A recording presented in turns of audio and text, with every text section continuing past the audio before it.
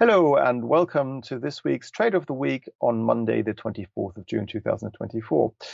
Last week we went short corn, and you can see here on the daily financial bet of the front month futures contract that we went short around 452 and are now in profit here at 439. So what you can do is either cash in your profits, or what you can do is you want to let your profits run to our downside target, which is just above the February low here at around 410.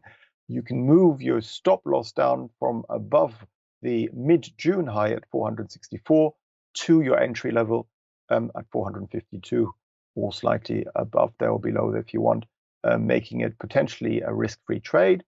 And you can see here that further downside is likely to be seen. We're currently on track for our third consecutive day of falling prices with regards to the corn price. So that one is still running, which brings me to this week's trade of the week. And what I would like to do is to actually go long the euro versus the US dollar. The reason being that on Friday we retested the mid-June low but held above it. And we also very close to that have the May low at 106.50. So basically this whole area between 106.70 to 106.50 seems to be support.